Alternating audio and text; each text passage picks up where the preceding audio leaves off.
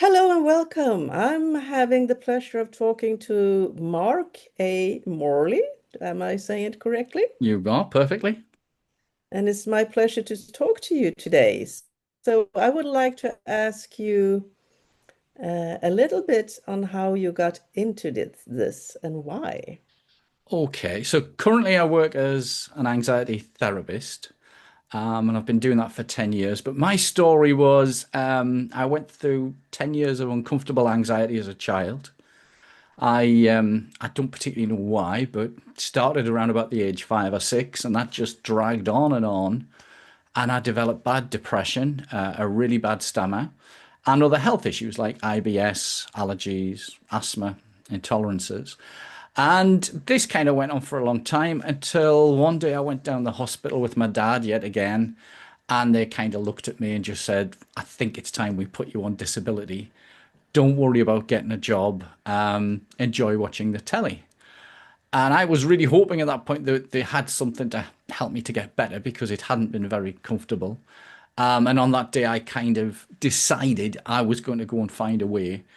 But the other defining thing was my dad was a director of a psychiatric hospital, and he was horrified at the thought of putting me onto these medications because some of them were making people shuffle and drool. So I went off and started to study psychology and counseling and everything I could at the local library. And these books were really depressing, saying you had to get through to the root of the trauma and everything else involved. But then I found some books on NLP and hypnosis, which were very, very positive and kind of gave me hope that I could move through this and find a way through it.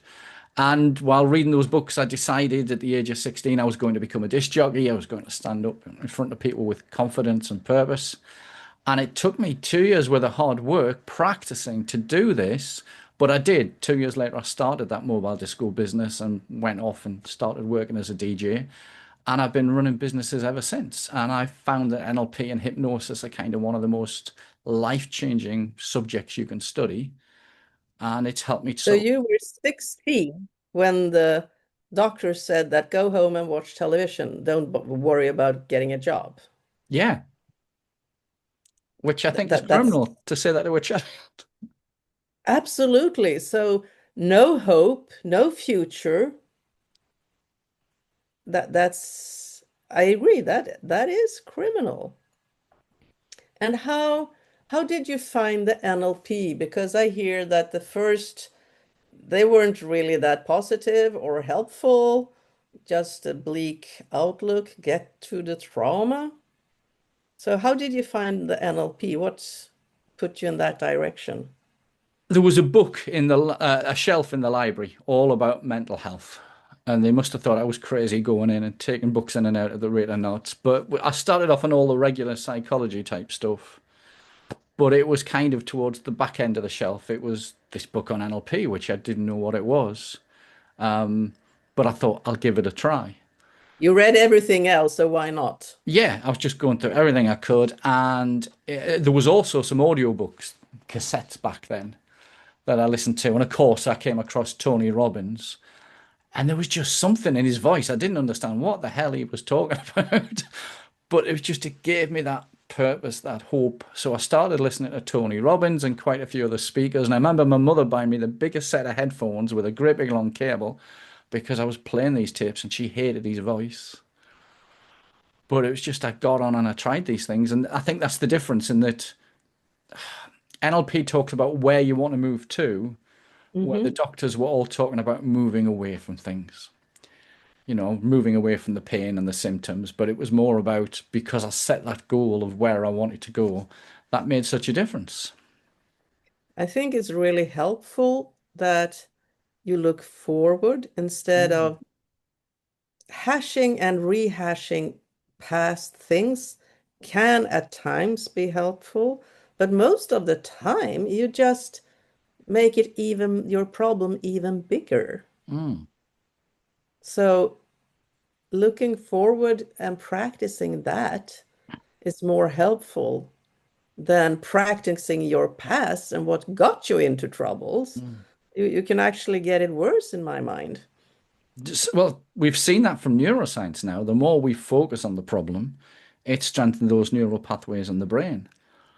But it was because I read a particular book and it kind of said, what do you want instead? How would you rather feel now? Do you remember the author of this I book? don't, and I wish I could find it.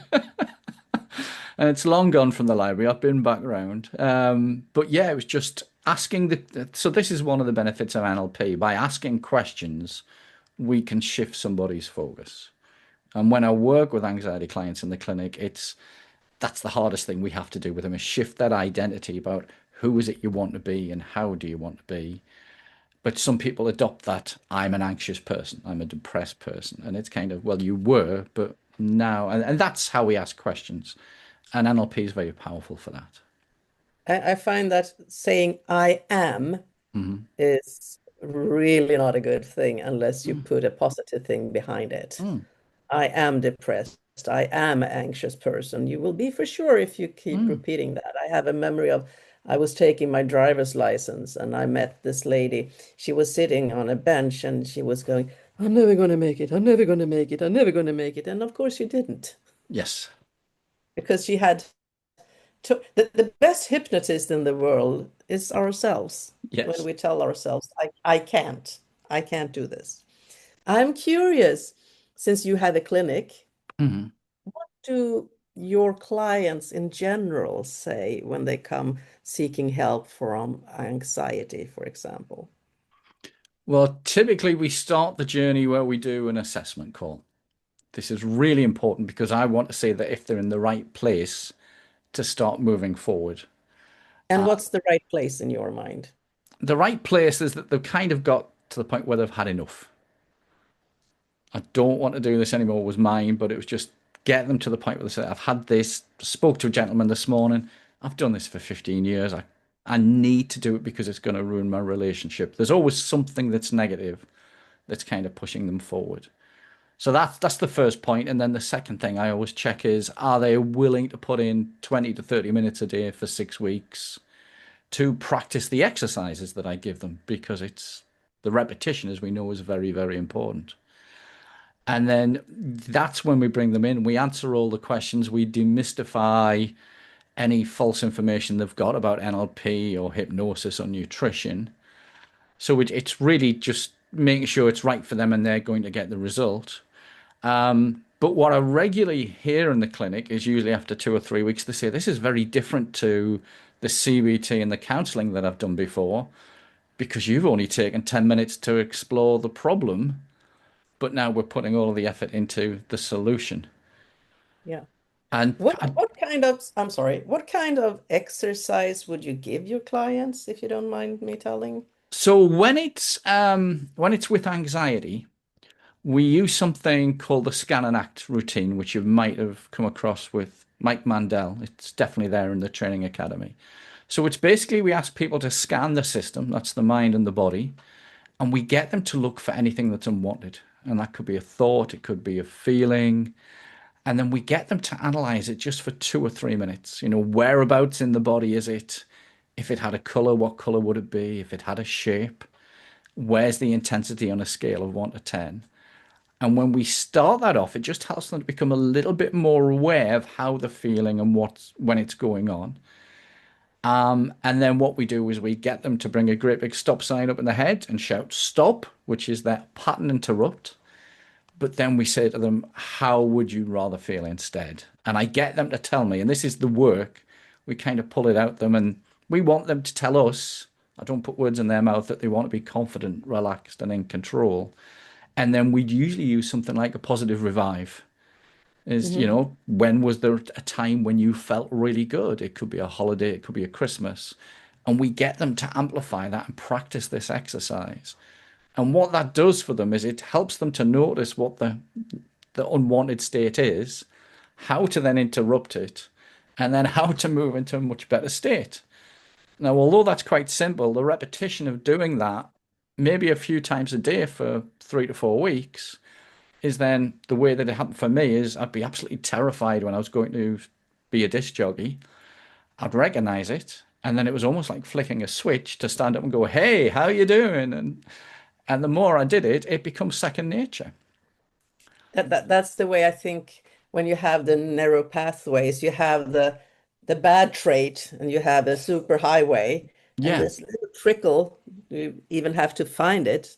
And then as you do exercises like this, you shift and you have eventually you have a new highway and that disappears slowly. Well, that's exactly what neuroscience tells us with these functional MRI scans is that we have all these neural pathways and we need to interrupt them and then practice a new routine. And the old one falls to bits and the new one becomes default. But the side effect to this is then we see clients becoming massively confident because they're learning to manage the mental states. And that's quite And interesting. actually realizing they have a choice in the matter. They're not Yeah, just at whim for a feeling or a thought. They can actually do something about it. that's it. So as they go through that process and keep doing this, yes, they've got that choice, but then they keep building on it. And we use an awful lot more NLP tools and skills and hypnosis, is that they become really confident. And the difference we see in people is really quick, 4 to 6 weeks for a debilitating issue. But then most people go on and get better jobs and improve their relationships, and that's really nice. Have you had clients who are at threshold, but when you ask them what you want instead, goes, I don't know, because they never taken the opportunity. They just know that they don't want to feel like this anymore, but they don't know what to ask for instead or have. Certainly. So this is again part of the process, especially in the first session, is I'll go through with them and I will ask them, I'll say, well, what are your major wins in life? What are your skills?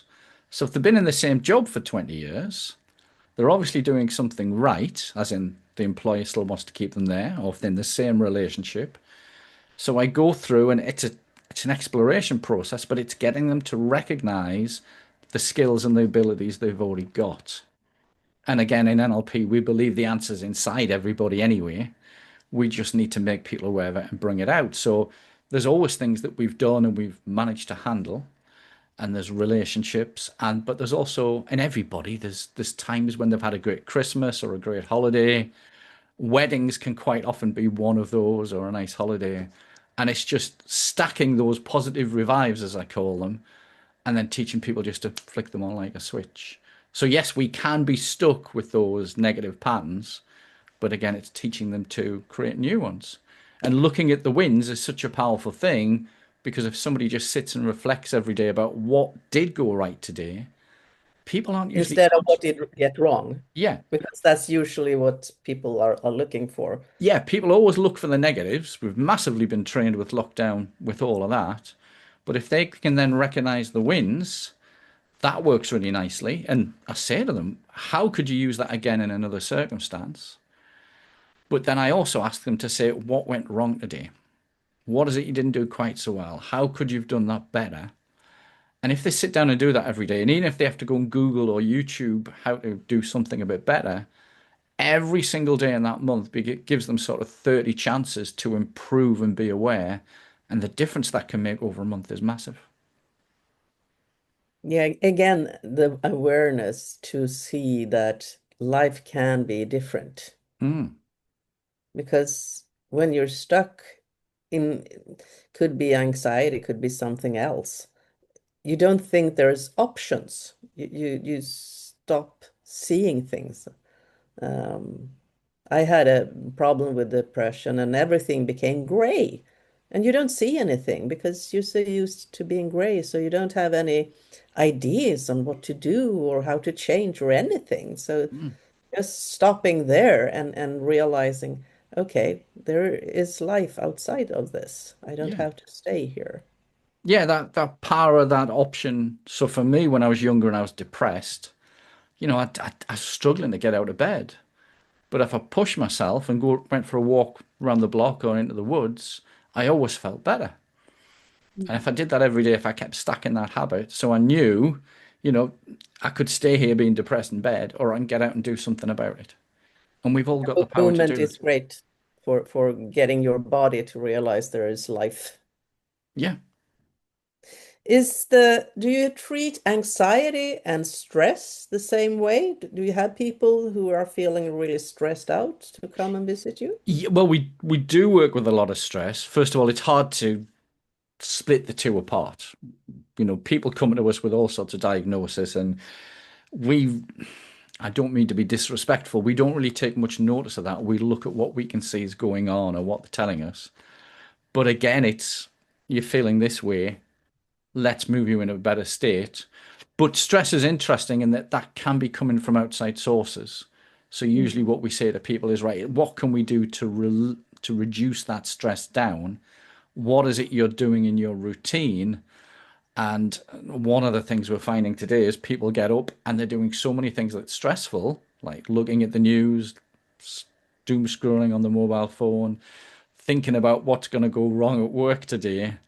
It's just looking at how we can reduce it down and what could be an alternative instead. And again, something like just getting up 30 minutes before work and going for a walk can really boost the mood. Forest bathing's become such a big thing here in the UK. Okay. Personally, I love to get down the gym every morning and I'll listen to some positive motivational stuff, whether it's training or a bit of YouTube. I don't listen to music in the gym. People think I'm crazy because I'm laughing and smiling down there.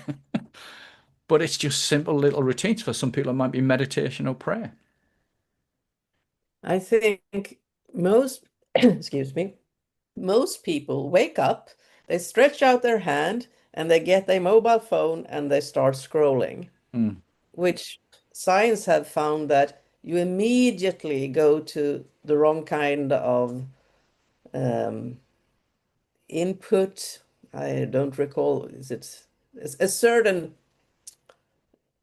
that affects your stress levels. hmm. So the first thing you do is you take your phone and you immediately go from having a restful, peaceful sleep, waking up, getting into stress without any interruption. And then Yes. from there, you go on, and as you said, you add, I have to do this, I have to call my boss, and so we're stressed even before we get to breakfast.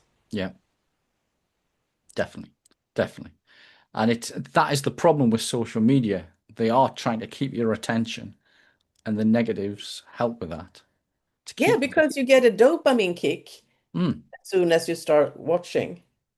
And how many of us have not had our mobile phone and scroll just for a little bit and realize I lost an hour. How did that happen?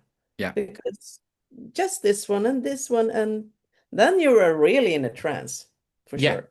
Yeah. Actually, to give you a great example, we had a lovely family day out about a week or so ago.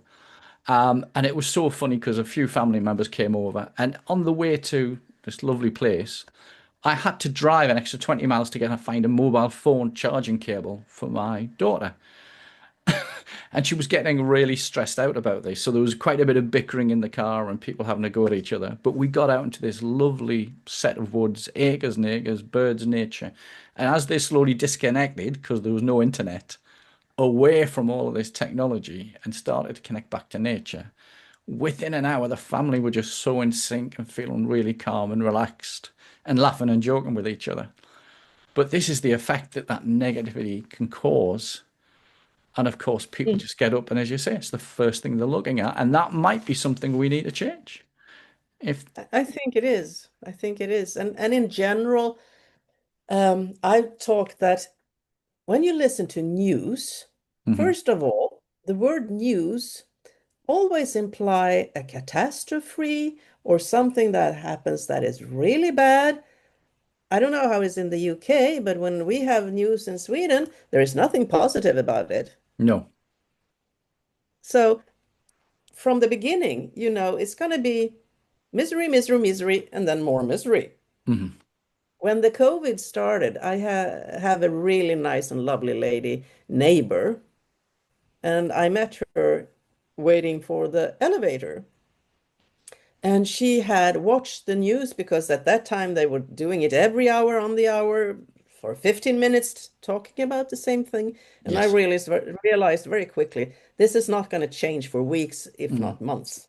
And she was, oh, I'm so shaken. I said, you know what? You don't have to listen to the news more than once a day or once Mm. every other day. Quit.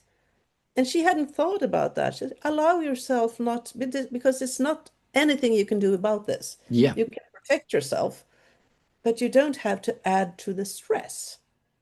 And I think that was very helpful for her because the next time she was calm and realized, okay, this is how to deal with this. And in Sweden, we have had, um, what do you call it? Undersökningar, findings that uh, people stop watching the news. They won't be bothered anymore because they can't take it. That's interesting. They don't want to hear any more about any more bad things or things they cannot do anything about Hmm. other than feeling bad. So they stop watching or watch less, which could open up for a different problem. Whereas the border for when you watch too little of news, so you Hmm. become unaware of things you need to be aware. So there are consequences for each behavior. Yeah, well, we've seen something similar with clients, especially for anxiety, in that they've kind of realized with using that exercise, in that they're wasting too much time and it's all negative. And the number of them who suddenly take a lot of the social media off the phone and put it onto a separate device and give themselves a time to catch up with friends once or twice a day saves them hours. Yes. I even heard somebody the other day said the average person now looks at the mobile phone 2,000 times a day. And I thought, wow, is that a bit of an exaggeration? But when you sit there watching a film and you pick it up every 5 or 6 minutes, Yeah.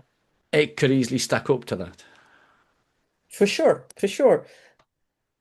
That's really interesting. I didn't know it was such a high number, but you have this, at least on iPhone, I'm sure Android had is too, that you they measure the time you spend on social media. Yes. And you can see that it's okay, this many hours, and that should give you thought for a pause for thought. Yes. One Do of I the, need I to do was, that? I was going to say there's now health apps on your mobile phone that you can install, and it will tell you how many times you pick it up and open the phone and look at this and look at that. And apparently people get quite upset when they install that app because they didn't realize they were doing that behavior. No, it's very sneaky. And again, you have this dopamine thing that Mm, comes into play. So you don't realize you're addicted mm, until you forget your phone. yeah.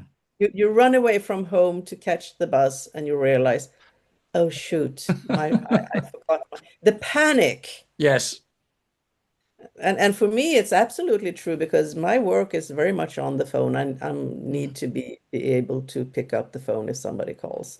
So I just have to go off the bus and go home and get my phone. Yes, it's yeah, we've had that in the family quite a few times where people have left the phone at home and Disaster. yes, major panic. It's a shame because they can be used for good, but they've Yes. also got a dark side to them as well. And you can spend a lot of time making sure you unsubscribe to lots and lots of things and you only see what you need to see.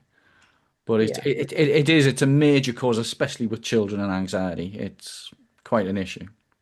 Well, I think Bill Gates told his kids that they could not use a mobile phone until they were way into their teens. Mm. He knew what it could do. So maybe we should heed that. I think there's something in there with all the media that's coming as well, not just the mobile phone. But on that note, we had a client who came in with PTSD after watching somebody murdered on the telly. So then it makes you realize how powerful all of this media is. So did he see it in real time, in real life? He was just What watching a film and he saw somebody murdered on the TV, went to bed, and next morning he woke up with a panic attack. And this happened again and again. And for me, I can't watch any people getting murdered or gore or these sort of things. because I find that it does affect my mental health. And a lot of the younger ones today are watching an awful lot of very extreme, but I think it depends how you respond to it. Um, It for sure does. For myself, I stay away from the psychological mean stuff when they're putting people down. I can't abide that. yeah. And I can't abide the gore either.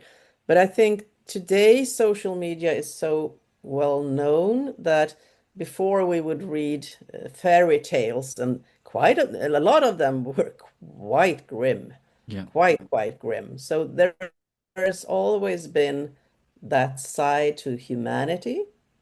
So, what can we use NLP to help people out of that kind of addiction, dopamine kick? And so, Yeah, so usually I'll sit down with a client and say, right, so what is it that makes you feel good that you watch?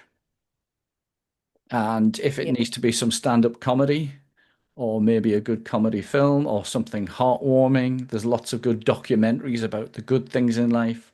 Again, it's just shifting that focus to the positive. And whether you believe in all this woo-woo stuff or not, I definitely believe that we get what we focus on.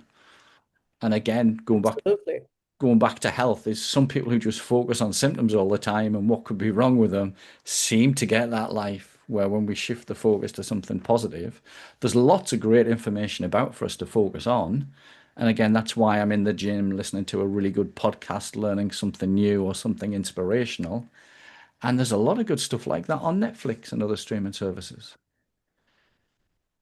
Yeah, I much rather prefer to do that. The interesting thing I find that in general, or so I'm told, we have so much things going in the world for us with eradicating different things and diseases and but we're very seldom told about that. We're told about the things that does not work.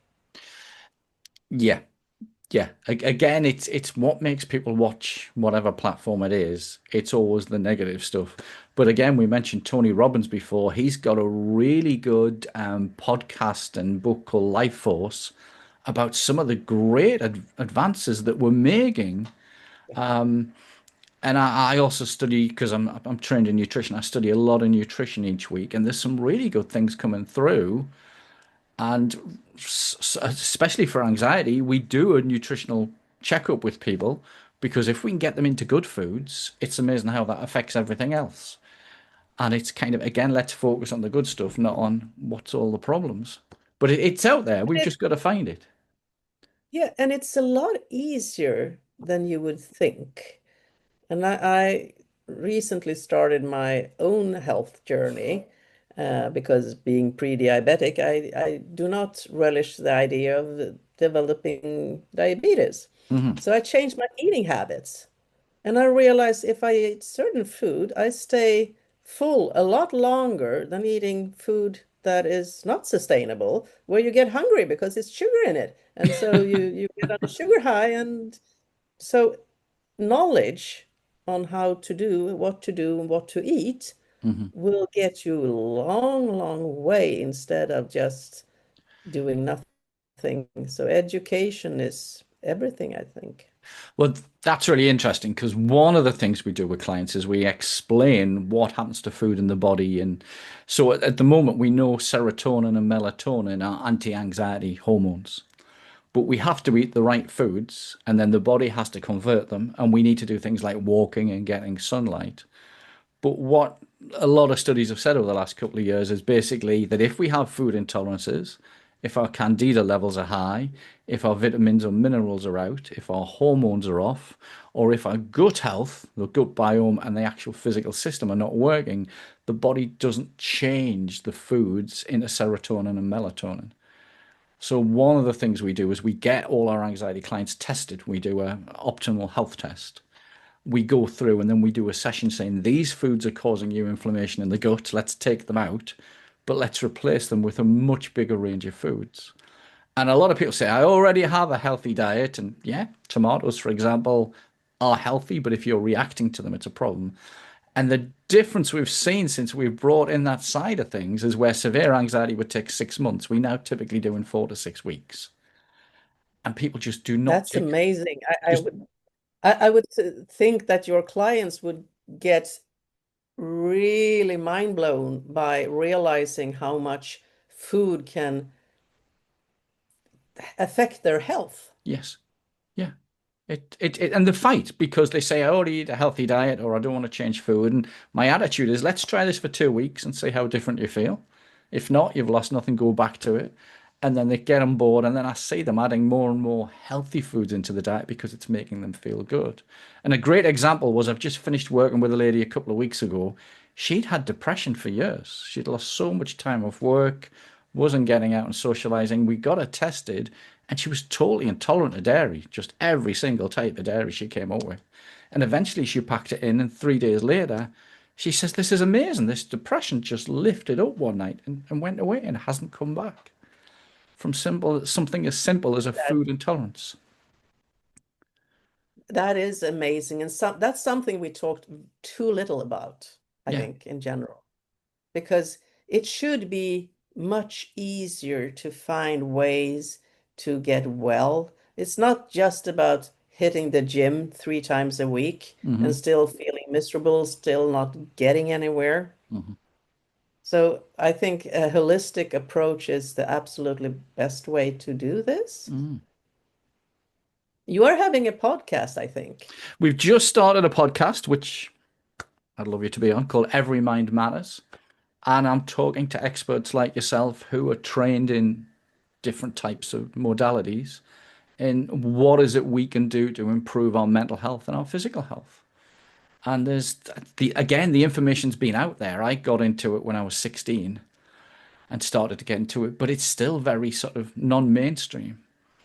And I think you have to be very driven. You had a really good reason for why you went after the information you did. Hmm. But somebody who is not as driven would probably not find it as easy because you read through a shelf of different books Hmm. before you found this book that helped you get further along. So getting out information is crucial. So if people wanted to reach you, where would they reach you? Okay, so we've got quite a lot of free resources. The best place is Escape Anxiety Now / Anxiety Pack. And there we've got a nice little anxiety kit which has a hypnotic download that people can sit and listen to at night.